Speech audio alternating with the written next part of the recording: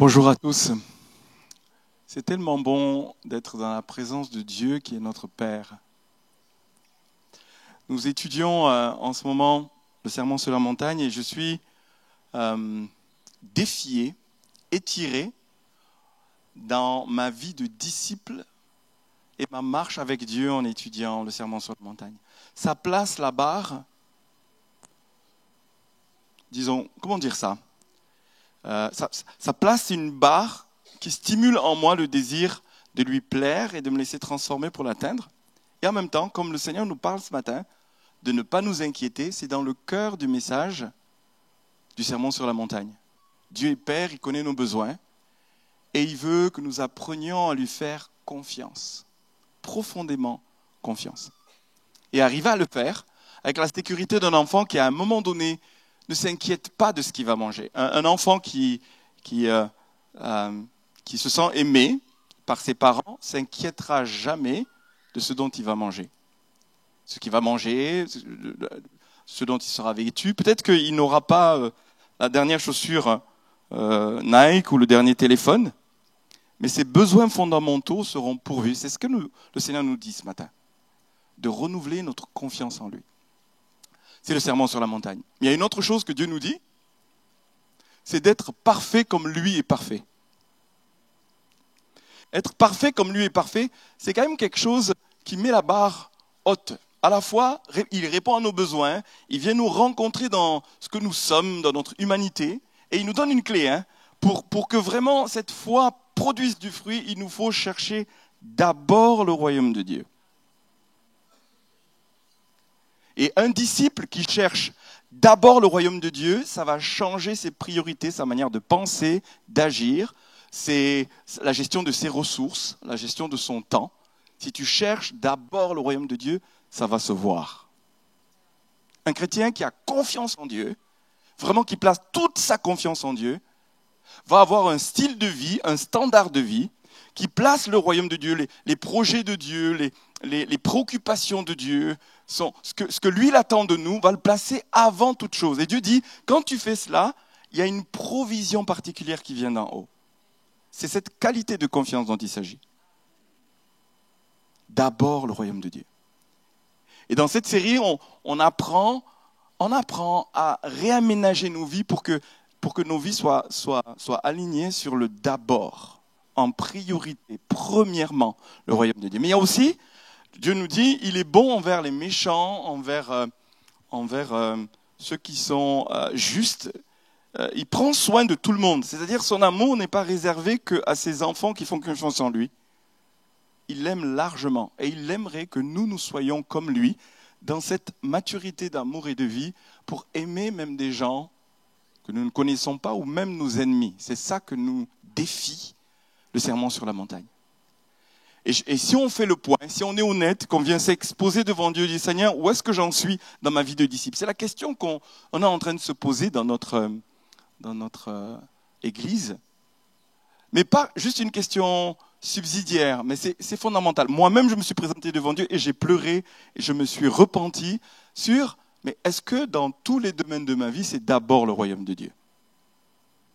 Est-ce que je suis capable de l'extraordinaire quand Jésus dit « Si tu salues que ceux qui te saluent, si tu aimes que ceux qui t'aiment, finalement, qu'est-ce que tu fais d'extraordinaire? Sois parfait comme ton Père Céleste est parfait. » C'est-à-dire, aie un amour qui vient rencontrer des gens, même tes ennemis. Alors là moi, j'ai pas beaucoup d'ennemis dans ma vie, sincèrement. Enfin, en tout cas, j'en ai pas. Et quelqu'un qui deviendrait mon ennemi, c'est quelqu'un qui va me persécuter à cause de ma foi. C'est ce que Jésus est en train de dire. J'en ai pas encore dans ma vie. Je dis pas encore parce que je crois que logiquement, si on est des disciples selon le standard de Jésus, on va être persécuté. C'est ce qui est écrit dans le Sermon sur la montagne. Si on est des disciples selon son standard, il va y avoir de l'opposition, non seulement par des gens qui ne comprendraient pas, mais aussi par le diable qui passerait par ces personnes pour venir s'opposer à nous. Et la persécution est inspirée par le monde des ténèbres. Nous annonçons la lumière, nous annonçons le royaume de Dieu. Et si nous vivons selon ces standards, la persécution, j'allais presque dire, doit avoir lieu. Est-ce que je vous choque ce matin? Non, je vous choque ce matin là? C'est ce qu'on est en train de travailler. Et moi, en fait, presque, Je pourrais dire, s'il n'y a pas de persécution, il y a un problème. Je ne cherche pas la persécution. Hein. On n'est pas maso, comprenez-moi. C'est pas, ah oui, mais quand est-ce que je pourrais être persécuté? Je pose des actes pour être persécuté. Non, je pose des actes pour placer le royaume de Dieu en premier. Je pose des actes pour être parfait comme le Père est parfait. J'ouvre mon cœur, je me laisse gagner par sa générosité. Je me laisse gagner par des choses qui dépassent la norme de ce que tout le monde vit. Parce que je le fais, non seulement des gens vont être bénis, vont être gagnés à Jésus, ils vont devenir disciples, mais d'autres vont s'opposer. Et on ne va pas parler, focaliser nos pensées sur ceux qui vont s'opposer, mais ce qui se produira si ce processus se fait, que le royaume de Dieu est en premier, qu'on est parfait comme il est parfait, c'est ce que Jésus attend de nous, il va y avoir des disciples qui vont nous suivre. Nous allons être le sel et la lumière du monde. Ainsi, parce que il y a une mesure, il y a un standard qui correspond à ce que le Père attend. Et ce n'est pas une pression de produire quelque chose, d'être rentable dans une productivité. Non, c'est juste l'expression de la qualité de disciple que je suis devant Dieu. S'il y a cette qualité et qu'elle grandit, ça va être naturel que ça attire d'autres pour nous suivre, dire mais qu'est-ce que tu as qui est extraordinaire, ça sort de la norme, ça sort de ce qu'on vit habituellement. Tu te comportes, tu parles, tu vis, il y a quelque chose qui émane de toi, qui vient du ciel. Ça m'interpelle, je veux comprendre, il y a quelque chose que je veux recevoir de toi. Et ainsi, notre vie va devenir le moyen de conduire d'autres à Christ et de finalement obéir à ce que Jésus nous a commandé de faire. La mission principale qu'il nous a commandée quand il part, il dit « Faites des disciples, reproduisez-vous ». Ce que vous êtes, qui est de particulier, qui est de profond, qui est différent, doit attirer d'autres en qui vous allez faire exactement ce que j'ai fait envers vous. Vous allez le transférer. Vous allez le communiquer. Vous allez le donner gratuitement comme vous avez reçu gratuitement. Vous allez être généreux. Il va y avoir une générosité en temps, en amour envers d'autres personnes qui vont être attirées. D'autres vont s'opposer, d'autres vont être attirés. C'est un mouvement, c'est une catégorie. C'est la Bible souvent, hein, juste, méchant. Mais ceux qui vont être attirés et il nous attend, en tant que disciples, à nous reproduire.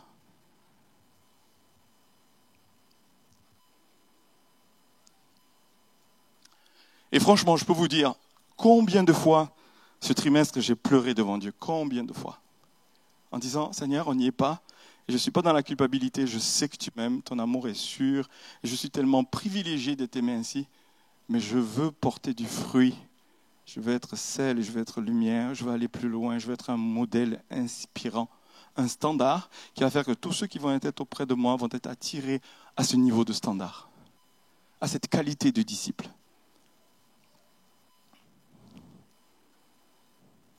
Et une chose qui nous a travaillé, mais il y en a tellement dans les béatitudes. En fait, ce serait terrible de traverser ça, puis que ça reste intellectuel. Avec Marilène, à un moment donné, elle était en larmes en méditant le sermon sur la montagne. Elle me dit, mais Rodrigue, dans le sermon sur la montagne, le Seigneur parle des pauvres.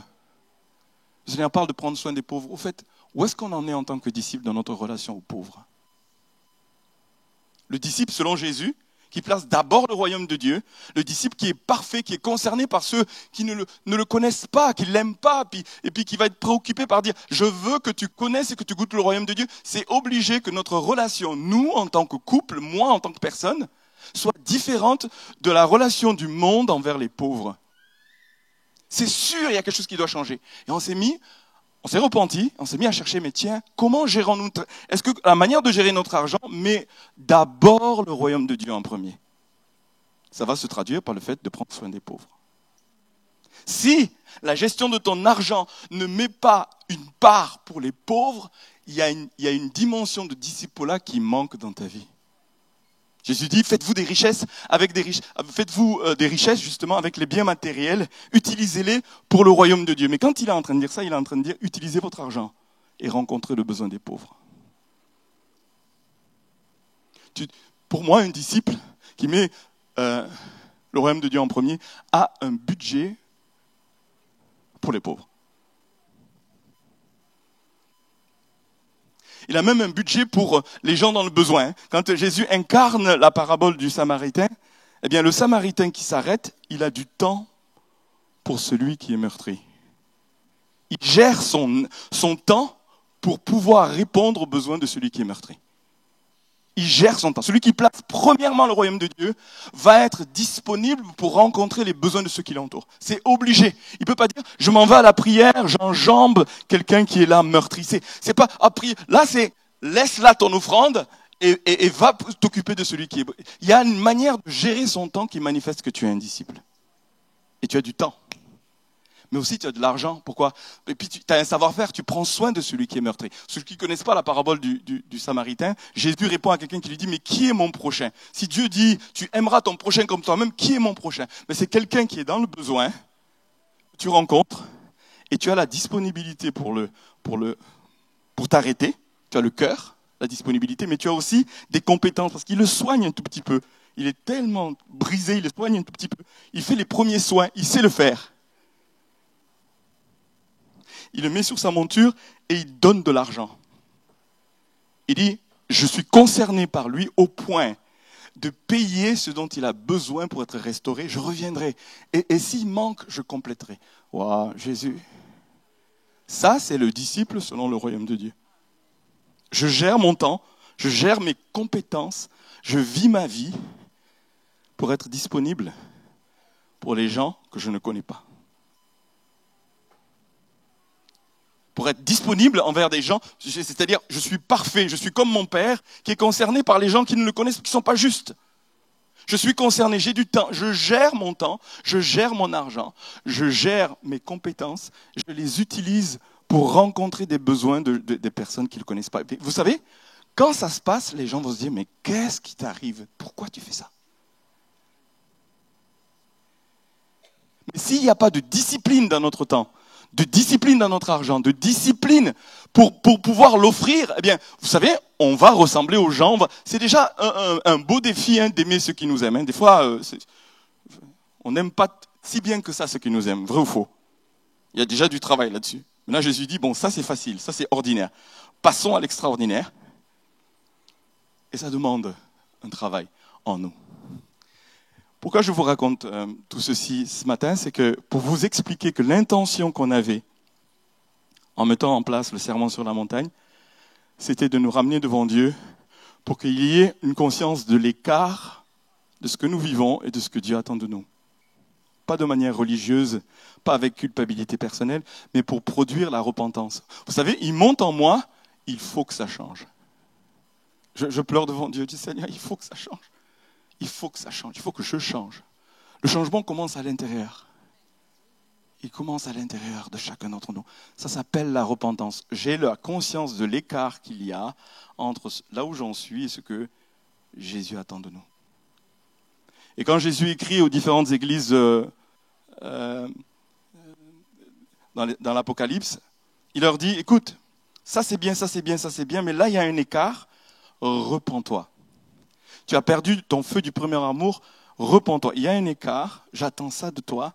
Eh bien, laisse-toi transformer et amener à ce standard. Et je peux vous garantir, ce n'est pas une saison, ce n'est pas un temps, ce n'est pas un mois ni deux. C'est la marche de la vie d'un disciple. Prendre conscience des écarts. Et sur ça, se repentir et se mettre en mouvement. Je vais lire le verset qui est un verset clé du Sermon sur la montagne. Alors, je vous le partage ici ce matin. Parce que ça fait office de la vision de l'année. Je veux donner du sens à tout ce qu'on est en train de faire jusque-là. Vous comprenez, on a là un point d'étape et je vais vous parler de ce qui vient devant nous. Pourquoi? Parce que Dieu veut et nous voulons qu'il réforme nos vies. Et que dans cette repentance, il n'y ait pas juste des larmes, mais un changement qui nous ramène au standard que Jésus attend. Si c'est clair ce que je vous dis là, secouez les mains comme ça, parce que je ne vous vois pas très bien. Et on va lire dans Matthieu 7, 24, 25.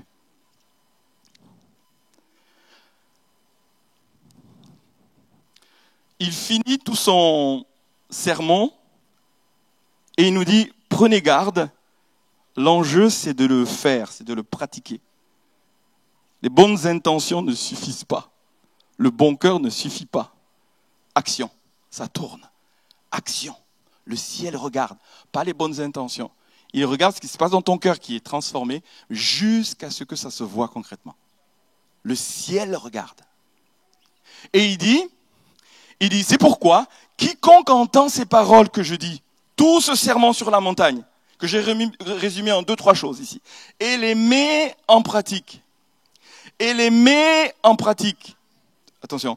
Et les met en pratique. On peut le dire ensemble. Et les met, encore une fois, et les met sera semblable à un homme prudent qui a bâti sa maison sur le roc. La pluie est tombée, les torrents sont venus, les vents ont soufflé et se sont jetés contre cette maison. Elle n'est point tombée parce qu'elle était fondée sur le roc. On fonde nos vies sur le roc, pas simplement la parole de Dieu. Ce qui fait que notre vie est fondée sur le roc, c'est que nous pratiquons ce qu'il nous dit. Écoutez bien, la parole de Dieu est un roc, d'accord. Mais elle devient roc dans nos vies quand non seulement on l'a entendu, mais on l'a mis en pratique. Jacques, il dit un truc, il dit, ne vous mentez pas à vous-même, ne vous trompez pas vous-même par de faux raisonnements. Pratiquez, mettez en pratique la parole que vous avez entendue. C'est ça qui va vous sauver. Mettez en pratique. Nous sommes champions, nous, évangéliques, sur de dire, nous sommes sauvés par la foi, alléluia. Je crois la parole, alléluia. Vous dites alléluia avec moi. Je crois la parole, c'est ça qui fait que je suis sauvé. C'est pas par les œuvres. Oui, mais attention. Cette foi, ça doit se traduire par une œuvre, qui est la pratique de ce que tu crois. Si tu crois, tu vas pratiquer ce que tu crois. Ça va aller jusque dans l'action. S'il n'y a pas d'action, ça ne veut pas dire que tu n'es pas sauvé. Mais en tout cas, tu ne feras pas des disciples. Tu attireras pas quelqu'un à Jésus si tu pratiques pas le standard de Jésus. Si tu n'es pas transformé dans ta mentalité jusqu'au standard de Jésus. Seigneur, je veux pas m'arrêter en plein milieu. Je veux aller jusqu'à être le sel et la lumière du monde. Je veux être transformé jusque là. Et j'ai absolument besoin de toi pour cela. Mais je veux aussi m'évaluer, me mettre au pied du mur. Parce qu'il paraît qu'on reconnaît un maçon au pied du mur. C'est là que ça se passe. Il y a des champions qui peuvent faire des maisons en conception. Ça, c'est une part. Mais là où Jésus nous attend, c'est au pied du mur. Là où on le met en application. Et là, je peux vous dire, c'est pas la même chanson. Pour faire la différence, pourquoi il y a une différence? Ce n'est pas la même chanson. Mais j'ai des bonnes nouvelles ce matin. J'ai des bonnes nouvelles ce matin.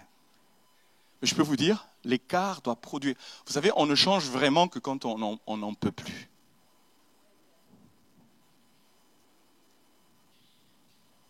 On change vraiment, mais vraiment là, quand on n'en peut plus. Et vous savez, notre prière en tant qu'équipe de direction, c'est que l'œuvre du Saint-Esprit produise « j'en peux plus ».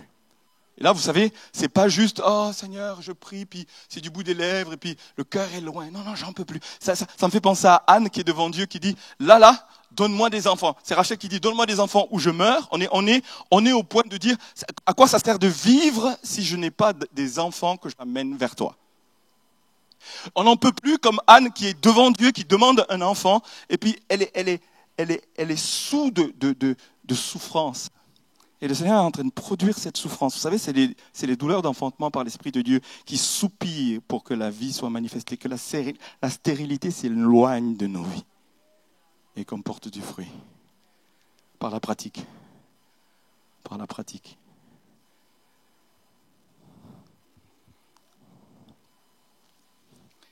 Alors du coup, dans quoi nous nous engageons? À partir de janvier, on va lancer une nouvelle série qui s'appelle Actes. En fait, on va étudier, et je peux vous dire, attendez-vous à ce qu'on soit réformé. Le but de nos vies, c'est que la repentance produise une réforme dans nos cœurs. D'abord le cœur, la mentalité, puis l'action. On va étudier les actes. Pourquoi? Parce que ce sont des disciples qui ont répondu aux standards de Jésus. La Bible nous raconte comment des disciples ont répondu, ont vécu à la hauteur du sermon sur la montagne. Mais on va l'étudier, pas juste parce que quelqu'un va prêcher, va parler. On va organiser notre vie d'église pour que ce soit la parole de Dieu qui vienne traverser vos vies à chacun. On va se mettre en groupe, on dit, mais quelles sont les clés qui ont fait que l'église primitive a été remplie, a été composée de disciples qui répondent aux standards, et parce qu'ils répondent aux standards, ils ont bouleversé le monde. parce qu'ils ont répondu au standard. Et donc, quelles sont les clés? En quoi? Ça marche comment? Comment pratiquement la repentance produit l'action qu'ils ont manifestée? Comment cette aspiration à vivre la dimension du royaume, eh bien, est passée par des gens ordinaires comme vous, avec des limites comme vous. Moi, vous savez, ça me rassure de savoir que Pierre, il était un homme comme nous. Franchement. Et heureusement qu'on a ça dans les évangiles, sinon on déprimerait, hein. Il a renié Jésus, il a fait des bêtises, il était impulsif. Jésus lui a dit, arrière de moi Satan, vous voyez? Pourquoi? Parce qu'une fois il est en haut, une fois il est en bas. Vous voyez, c'est un humain, il est comme nous. Vous savez la différence? Il s'est repenti. Deuxièmement, là on commence là, ce qu'on veut vivre. Quelle est la clé qui a fait que Pierre est devenu Pierre? Ou Simon est devenu Pierre? J'ai pas entendu. Il y allait? Oui. Il a obéi, il y allait, il a été audacieux. Mais je voudrais vous rappeler dans ce qui se passe dans Acte 1 et dans Acte 2. Dans Acte 1 à Acte 2, le Pierre qui a renié Jésus 50 jours avant, il est rempli du Saint-Esprit et il est rempli de courage pour avoir l'audace de vivre selon le standard de Jésus. Ça aide beaucoup, hein, quand le Saint-Esprit est là. Ça aide beaucoup quand on est en feu, quand le feu vient du ciel. Ça aide beaucoup quand il nous transforme à l'intérieur au point de brûler. Vous savez, la timidité, la honte. Il était timide, il avait honte, mais le Saint-Esprit est descendu. Je peux vous dire, la clé et l'étape du Saint-Esprit est indispensable. Pour vivre, vous savez, par nous-mêmes, nous ne pouvons pas répondre aux standards de Dieu. Est-ce que je peux avoir un amen là, s'il vous plaît? Oui, amen. Sans lui, sans le Saint-Esprit, sans le feu. Et quand on va étudier les actes, vous allez voir, le Saint-Esprit est partout. C'est lui le Seigneur, c'est lui qui commande.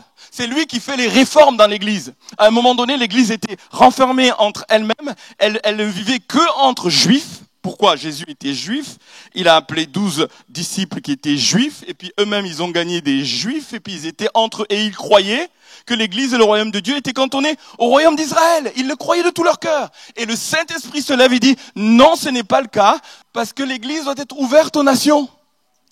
Et vous savez, le Saint-Esprit est tellement le maître dans les actes, qu'il vient trouver Pierre et lui dit, c'est comme ça et c'est pas autrement. Pierre, il dit non. Il ose dire à Dieu, non. Non, je comprends pas. Toute ma vie, j'ai été instruit à être que entre juifs. Maintenant, Saint-Esprit, tu me dis ça, c'est trop choquant. Et Dieu l'écarte, Dieu les tire. Le standard, il est là. Ah, le standard, il se repent. Puis Dieu lui dit, maintenant lève-toi et va chez Corneille. Alors, je vous fais l'histoire courte. Il va chez Corneille, il obéit. Et puis il prêche. Et quand il prêche, le Saint-Esprit descend. Lui, il dit, mais qu'est-ce que tu fais, Seigneur? Je comprends, je me repens. Et je m'aligne à ce que tu veux faire. Réforme. L'Église a été réformée parce que c'était le Saint-Esprit qui était aux commandes. C'est le Saint-Esprit qui dit. Et tout le monde s'aligne. Il y avait des débats dans les actes des apôtres. Dans le concile de Jérusalem, une rencontre où les disciples prennent le temps de dire « je ne suis pas d'accord ». Moi, je pense que c'est ça, puis moi, je pense que c'est ça. Et ils sont opposés. Il y a ceux qui croient que si des païens se convertissent, il faut qu'ils deviennent juifs. Et le signe, c'est comme s'ils rajoutaient à la foi en Jésus le fait de... Et c'est là où Paul, quand il dit, ce n'est pas par les œuvres, ce n'est pas par le fait que je sois circoncis que je suis sauvé. C'est ma foi en Jésus, d'accord? Et là, ils le comprennent et ils s'alignent. J'aimerais tellement que dans notre Église, nous ayons des débats. Imaginez, et s'il y avait des réunions avec des débats contradictoires, je ne suis pas d'accord. Je ne suis pas d'accord. Et puis Pierre, il parle. Et puis Paul, il parle. Puis à un moment donné, tout le monde est tellement soumis au Saint-Esprit que Jacques, il résume les choses en disant, le Saint-Esprit est en train de parler dans notre discussion. Je ne suis pas d'accord, la réforme, moi je n'irai pas jusque-là pour les pauvres. Non.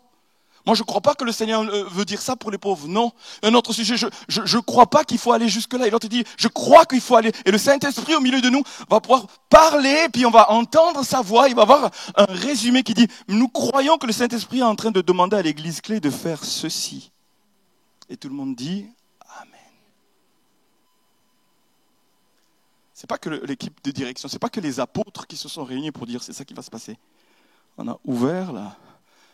l'espace pour que nous étudions la parole, que nous écoutions l'Esprit et qu'il émane de cela la pensée de l'Esprit et le standard qui définit ce que nous devons pratiquer comme disciples. Les disciples de l'époque ont fait des choses extraordinaires et on va les méditer. Vous imaginez ? Ils vivaient comme des frères et sœurs. La Bible nous dit. Ils mettaient tout en commun. Imaginez, ça veut dire concrètement, là, moi ce que je fais envers mes enfants, si mon enfant me demande quoi que ce soit, bon, Benjamin il est là ? Ah il est là.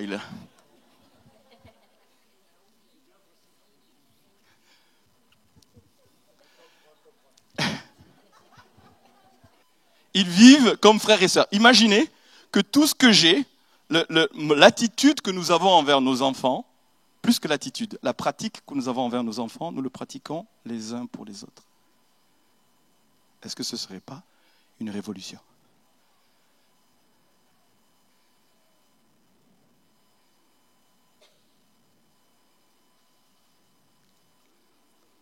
Nous nous traitons, les disciples se traitaient comme des frères et des sœurs, mais des vrais frères et sœurs, vous voyez ? Ils partageaient l'héritage du Père. Ce qui est à moi est à toi. Est-ce que vous pensez que là, le monde va dire « Oula, il y a quelque chose qui se passe d'extraordinaire » ? Non, aidez-moi ce matin.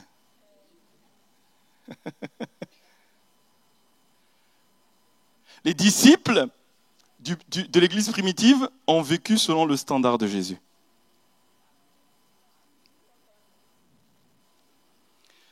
Pourquoi pas nous ? Mais le Saint-Esprit nous attend à pratiquer. Parce qu'on peut dire, oui, mais attends, j'ai des raisonnements, j'ai des bonnes choses à dire. Oui, mais, et les mais. Il y en a des mais, et on a le droit de les entendre, parce que tant que ça ne sort pas, c'est en toi, mais tu ne bouges pas. Si tu l'exposes, et devant Dieu, les uns devant les autres, pas pour un débat stérile, mais pour laisser Dieu nous transformer, pour répondre à son standard. Pour que nous soyons une communauté qui vient être un reflet du royaume de Dieu.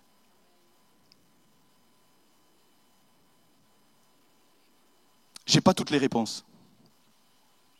J'ai l'humilité de dire, moi-même je suis en chemin. Nous sommes tous en chemin. Mais on a l'humilité de vouloir payer le prix. Si on dit, je m'abandonne, je veux tout te donner, voilà. Mais ce n'est pas que le cœur, ce n'est pas que des mots. Ça doit aller jusque dans l'action. Jusqu'où sommes-nous prêts à aller pour dire, je suis ton disciple ?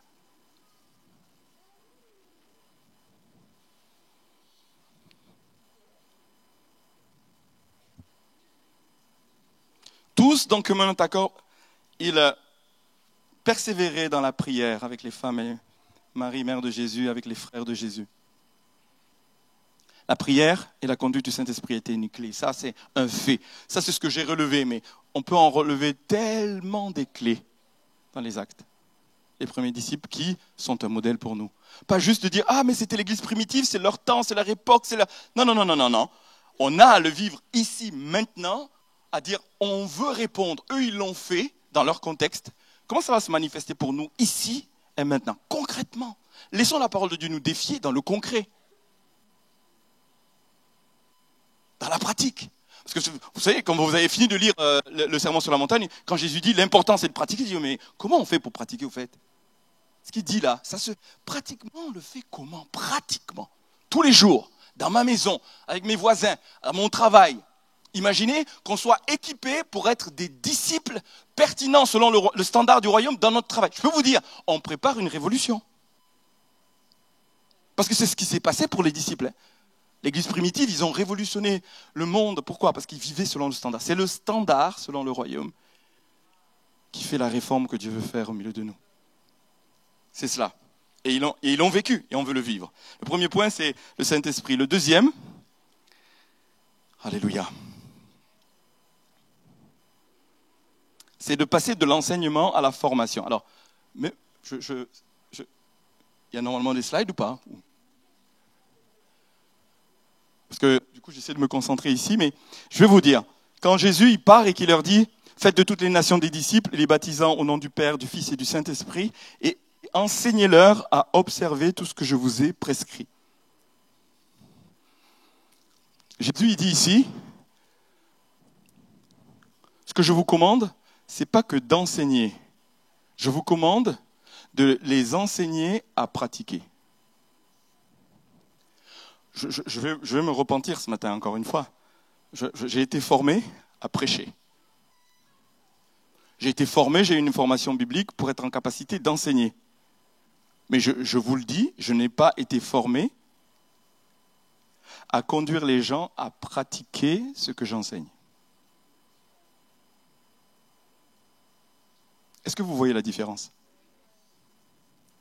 Il y a une grande différence entre dire, c'est Jésus, il dit des pharisiens, écoutez, faites ce qu'ils disent, mais ne faites pas ce qu'ils font.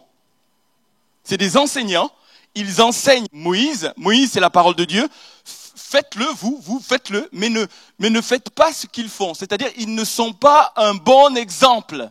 C'est-à-dire, leur vie ne pratique pas ce qu'ils disent. Moi, je vous dis, pratiquez ce que vous prêchez. Et donc, créez des espaces pour que ce soit un endroit pour pratiquer, pas seulement pour écouter. Parce que je peux vous dire, quelle frustration pour un prédicateur de prêcher et de dire, mais en fait, personne ne va pratiquer, ou en tout cas, très peu. Déjà, ils ne vont pas retenir. Pour retenir, il faut pratiquer. Pour pratiquer, il faut se mettre dans des ateliers. Avez-vous déjà été dans des travaux pratiques dirigés où ce que tu as appris, maintenant, il faut toucher du doigt. Souvent, c'est différent, vous voyez. La théorie est une chose, la pratique en est une autre. Moi, je rêve d'une église qui se met ensemble pour dire, et si on se laisse réformer pour être plus pratiquant, pas juste croyant, mais pratiquant. Vous savez, il y a des gens qui disent, moi je suis croyant, mais pas pratiquant.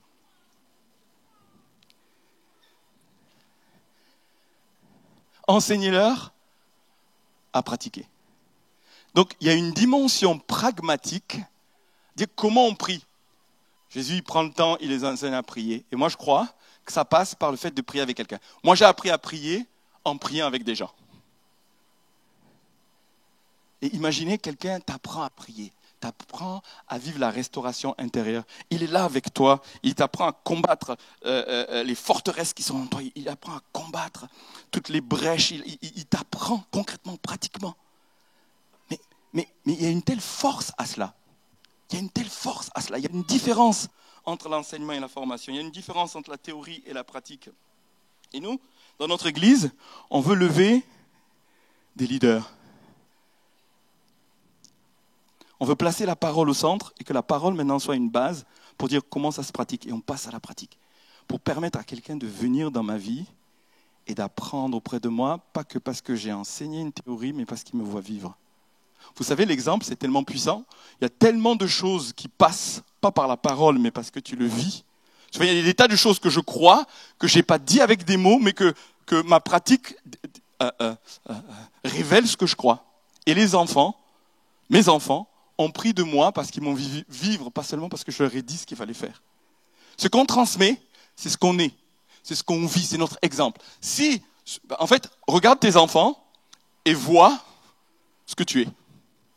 Ce que tu crois vraiment, ce que tu pratiques vraiment. Donc, à des moments, je vais corriger mon enfant, et puis je vais dire, repens-toi, Rodrigue, parce que ce que tu es en train de corriger, c'est ce que tu leur as transmis. Vous me suivez, là ?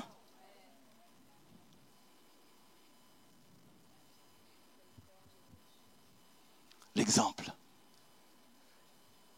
L'éducation par l'exemple. Faire un disciple par ton exemple.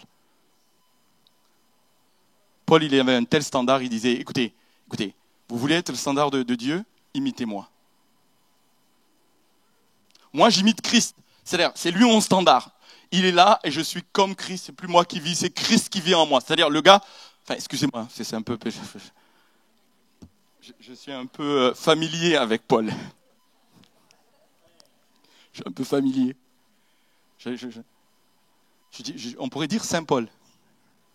Ce n'est pas moi qui vis, c'est Christ qui vit en moi. Donc du coup, c'est facile qu'ils disent « imitez-moi ». Suivez mon exemple. Tout ce que vous avez vu de moi, il dit aux Philippiens, pratiquez-le et vous serez heureux. Et le Dieu de paix sera avec vous. Vous imaginez ? Il savait qu'il était ici en standard. Et c'est énorme parce que Paul, il établit le standard et tous ceux qui sont auprès de lui, inévitablement, ils sont aspirés à son standard. C'est tellement important que nous soyons de bons exemples parce qu'on se reproduit selon son espèce.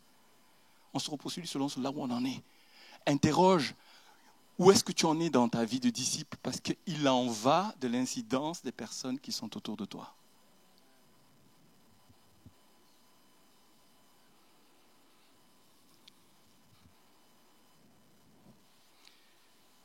Je cite Paul, et on va le lire dans 2 Timothée 2.2.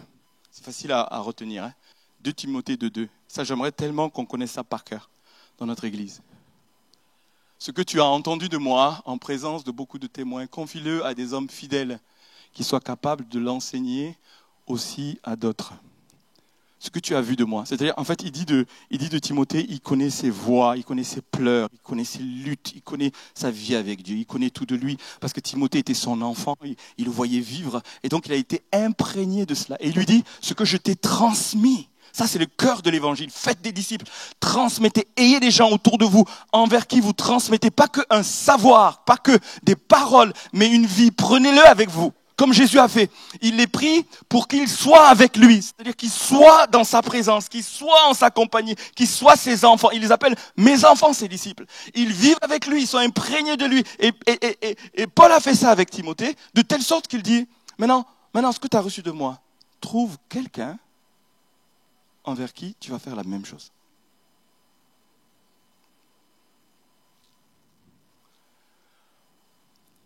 Dans ce travail sur les actes, on pourrait définir c'est quoi un disciple. Un disciple, on pourrait le définir, c'est un disciple qui est arrivé à un niveau, comme Timothée, de le transmettre à quelqu'un d'autre. Tu es disciple si tu fais des disciples. C'est-à-dire quelqu'un t'a transmis à un standard et du coup tu es saisi de la vision du cœur de Dieu et tu es en train toi-même de le transmettre à quelqu'un d'autre. Et la chaîne continue. Et dans les actes, on quitte Jérusalem, on s'en va à Antioche. De Antioche, on est envoyé jusqu'aux extrémités de la terre. C'est ça le message des actes. Comment des disciples qui ont été disciples de Jésus, témoins oculaires de sa résurrection, ont formé la première église qui est devenue missionnaire jusqu'aux extrémités de la terre. Des disciples, selon le standard du sermon sur la montagne, font d'autres disciples, ont autour d'eux des personnes qui sont soit nouvellement convertis ou en train de se convertir, soit plus anciens, à qui tu dis, maintenant tu es prêt, transmets à quelqu'un d'autre. Maintenant tu es prêt, transmets à quelqu'un d'autre. Maintenant tu es prêt, transmets à quelqu'un d'autre. Pour que ça aille jusqu'aux extrémités de la terre, c'est quoi? C'est le message de Jésus. Le message de Jésus, c'est quoi? Vous serez mes témoins jusqu'aux extrémités. Eh bien, eux-mêmes, ils ne sont pas arrivés à le faire, il a fallu de la persécution pour qu'ils sortent de là. On a eu un confinement. Ce n'est pas de la persécution, je ne sais pas ce que c'est, mais c'était un message du Seigneur. Et si vous sortiez de là pour aller en mission? Nous faisons en ce moment une formation qui s'appelle Leader-Serviteur. Et la condition pour y participer, c'est de transmettre. De te mettre en situation de transmettre. Et ça produit quoi? Oh, mais qu'est-ce que j'ai à transmettre? Que suis-je comme disciple? Est-ce que j'ai un standard qui va donner, comme pour Paul, la hardiesse de dire « Suis-moi et tu seras comme Jésus. Regarde-moi faire, regarde ma vie, toute ma vie, je te l'expose, tu peux la regarder, ça va imprégner ta vie. Ainsi, tu vas devenir un disciple selon le standard et tu vas pouvoir le reproduire. » C'est ce que j'ai défié à ces étudiants et ceux qui participent à dire « Eh bien, automatiquement, tu te poses la question, mais qu'est-ce que finalement, qu'est-ce qui a été vraiment transformé? Ma prière, ma lecture biblique, il y a du travail. » Et mon partage de la foi, est-ce que je partage? Il y a du travail. Quel standard? À quel standard nous sommes? Et quand je dis ça, je ne veux pas nous culpabiliser, je veux nous mettre en mouvement. Parce que c'est ça qui va nous mettre en mouvement. C'est ça qui va nous mettre en mouvement. Ce que Jésus attend de nous, c'est ça. Là où nous voulons conduire l'Église, c'est là, c'est là-bas. C'est là-bas. Qu'est-ce que ça va produire? Un dernier point. Ça va produire le fait que nous ne fassions pas que de l'évangélisation. En fait, je ne sais pas qui c'est qui était là pour le culte des baptêmes. Qui était là pour le culte des baptêmes? C'est dimanche passé? Oui, dimanche passé, on a eu 2 témoignages. Vous savez, qu'est-ce que j'ai été encouragé, j'ai été ému par ces témoignages. Et ils étaient magnifiques. Maintenant, ce qui m'a touché, c'est de dire, nous sommes en train de produire, nous sommes en train de faire des disciples. Parce qu'en fait, les deux qui ont pris leur baptême ont enclenché un processus de discipolat. Ils se sont convertis, prennent leur baptême, elles rendent un témoignage, je dis, elles ont rencontré Christ, elles ont vécu quelque chose d'authentique. Maintenant, comment nous, en tant qu'Église, en tant que famille, en tant que communauté, on accompagne ces disciples qui ont commencé à être disciples à aller jusqu'au standard de Jésus. Parce que ce n'est que le commencement. D'accord. C'est que le commencement. C'est que le début. Maintenant, il y a un processus. La question, c'est comment nous, en tant que communauté, nous accompagnons. Et est-ce qu'on dit, elles ont donné leur vie à Jésus. Le témoignage est bon.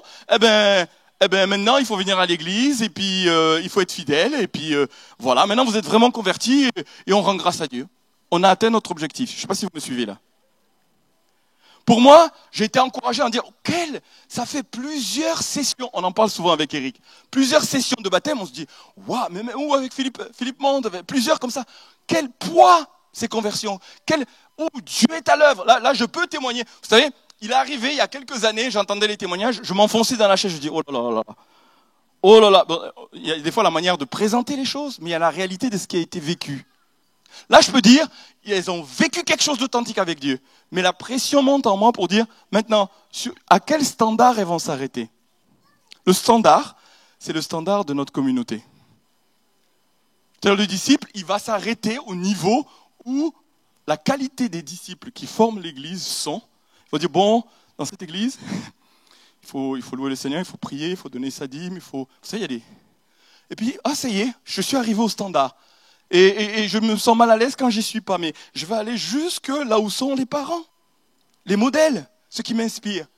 Si tu choisis bien, tu vas aller au standard d'une personne qui est consacrée, tu pourras monter peut-être au-dessus de la moyenne générale. Mais l'enjeu, c'est comment sommes-nous responsables, engagés à dire, on veut conduire les personnes à un niveau d'un standard qui va faire que notre Église va devenir une communauté qui va impacter cette ville.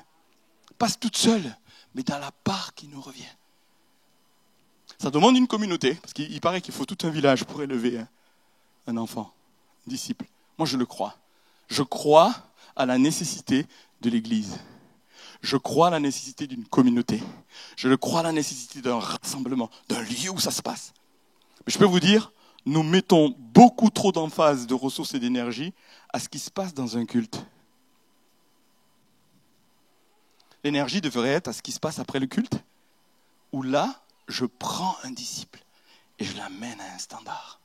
Je vis à un niveau qui fait que ma vie devient un instrument du Seigneur pour qu'il y ait un impact autour de nous. Et c'est communautaire. Du coup, imaginez qu'on se dise ensemble, un vrai disciple, c'est où on a fini le travail, entre guillemets, quand Marina et Marie-Ève vont conduire d'autres personnes au Seigneur.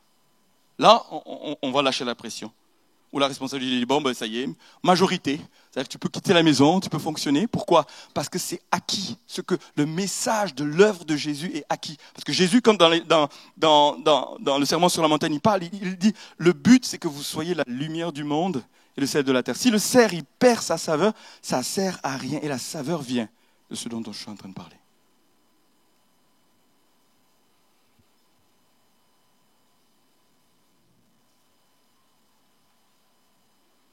De l'évangélisation, on appelle ça le discipolat. De l'évangélisation, pas juste gagner des gens à Jésus et vivre leur baptême, jusqu'à faire des disciples. Comme un indicateur, comme quelque chose d'important, comme quelque chose d'essentiel. Nous ne sommes pas là, c'est juste pour consommer un culte. Vivre une vie pour nous, mais qui a un standard qui amène quelque chose du royaume de Dieu.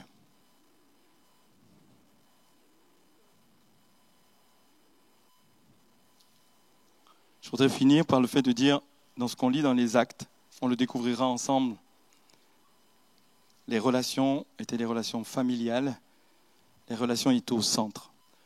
L'Église, tant qu'on la vit, peut être organisée autour de programmes qui nous prennent beaucoup de temps, d'activités qui sont des activités extérieures au prolongement de ce que je vis avec Dieu, dans une dynamique relationnelle. Moi, je préférerais qu'il y ait une dynamique relationnelle de type familial où on fait des disciples, qu'on multiplie des rencontres qui se passent ici énergivore dans le schéma où je transmets, j'enseigne, mais on n'est pas dans la pratique. En vérité, l'enjeu où on est attendu, c'est que ça se passe dans les maisons. L'enjeu, c'est que ça se passe dans la vraie vie.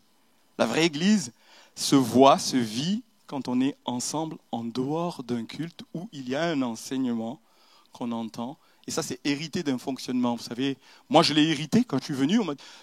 Le modèle que j'ai vu, c'était ça. Je l'ai reproduit. Je ne sais pas si vous comprenez. Mais dans l'enchaînement, dans le fonctionnement, je dis, mais qu'est-ce que nous sommes en train de produire? Ce n'est pas le standard, alors on va accepter que des réformes se fassent. Et du coup, moi-même qui vous parle, je suis en prière, on est en repentance. L'équipe de direction fait des retraites en jeûne et prière, on est en réflexion. On doit se voir demain avec le conseil d'église pour parler de ces choses. Et puis, on va continuer et engager cette année sur les actes.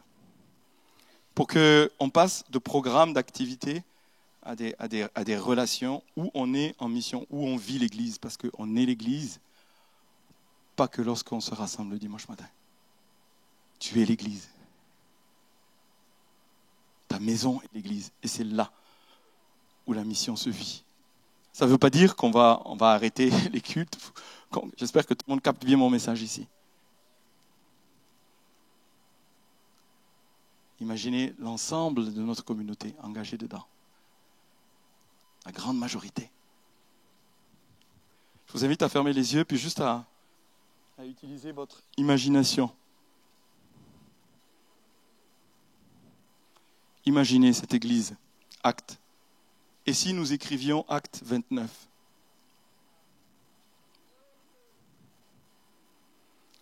Le livre des Actes a 28 chapitres.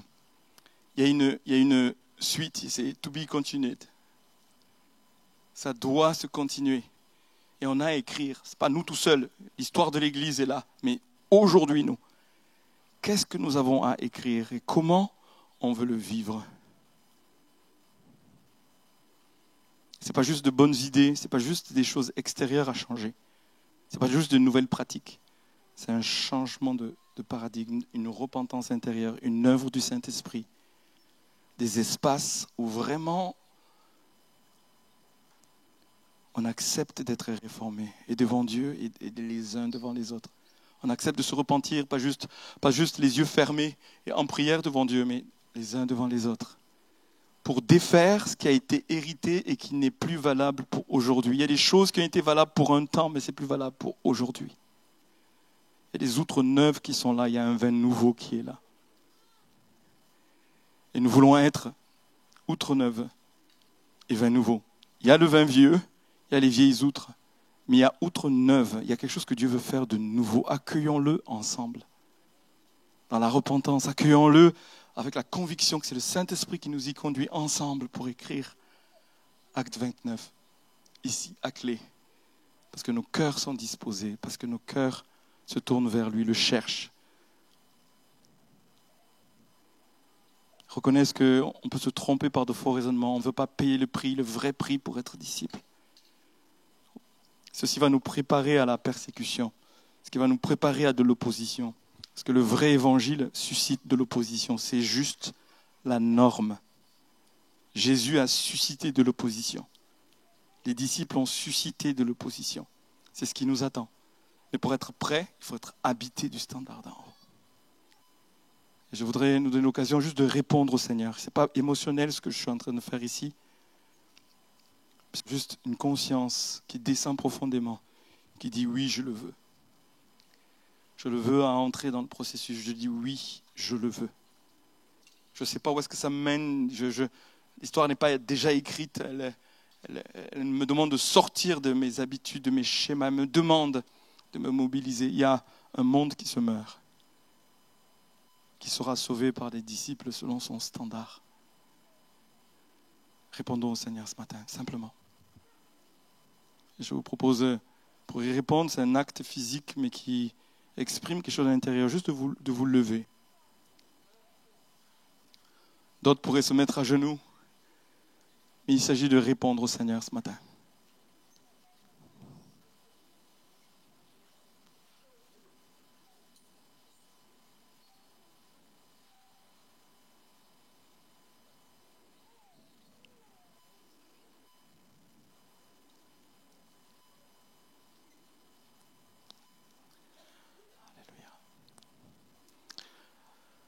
Nous disons, nous répondons, nous voici, Seigneur. Nous t'ouvrons nos cœurs, nos pensées. Nous venons avec tout ce que nous sommes, notre histoire, comment on a été construit. Les modèles même que nous avons eus, dans lesquels il y a des points de standard qui n'étaient pas. Et nous nous sommes arrêtés là. Nous nous repentons pour eux, nous nous repentons pour nous. Viens nous purifier, Seigneur. Viens nous libérer. Merci pour la révélation de ton esprit. Merci pour la révélation de ta parole. Merci pour ton œuvre en nous, une œuvre ferme qui donne le vouloir et le faire. Je veux délier la capacité surnaturelle pour faire par l'Esprit de Dieu. Être rendu capable, souverainement, surnaturellement, de marcher dans tes voies, de pratiquer tes œuvres. Nous ne voulons pas dire que c'est par nous-mêmes. Nous savons que c'est par ton Esprit. Et c'est pourquoi nous nous ouvrons à toi. Saint-Esprit, sois le Maître, sois le Seigneur. Comment on le lit dans les actes, que ce soit toi qui nous conduise à la repentance, qui convainc nos cœurs des réformes qui doivent se faire. Nous le disons ensemble. Oui, Seigneur. Merci beaucoup d'avoir été avec nous. Merci d'avoir suivi cette vidéo, ce message en ligne. On espère que ce message vous a plu, vous a touché. Et si d'ailleurs quelque chose vous a parlé en particulier, n'hésitez pas à partager cette vidéo autour de vous et même à vous abonner à notre chaîne YouTube. Comme ça, vous pourrez chaque dimanche être avec nous en direct à 10h sur notre chaîne. Ou bien, si vous êtes ici à Montpellier en présentiel, on se fera une joie de vous rencontrer tous les dimanches à 10h. Si vous avez des questions à propos de Jésus, à propos de la Bible, de la foi, sachez que nous organisons chaque semaine des soirées alpha, qui sont des soirées de découverte de la foi. Et donc, ce sont des moments en petits groupes où on peut poser des questions et cheminer ensemble à la découverte de Jésus.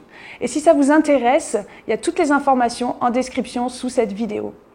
Et avant de vous quitter, j'aimerais juste prendre quelques instants pour m'adresser à vous qui peut-être, en regardant cette célébration, en regardant ce message, vous a dit « Oui, mais moi, je ne suis pas croyant et moi, j'aimerais tant avoir la foi. J'aimerais découvrir comment vivre cette relation avec Dieu. » J'aimerais juste vous rappeler que le message de l'Évangile, il est tellement simple. C'est un message d'amour. Ce message nous dit que Dieu nous aime. Que non seulement Dieu, il existe, mais il nous connaît par notre nom et il nous aime. Et il veut être dans nos vies. Il veut être en relation avec nous. Et il nous aime tellement que ce qui fait barrage entre nous et Dieu, c'est-à-dire notre péché, il est venu jusqu'à nous pour le résoudre, ce problème. Et il a envoyé son Fils unique. C'est un verset dans la Bible qui dit ça. Car Dieu a tant aimé le monde qu'il a envoyé son Fils.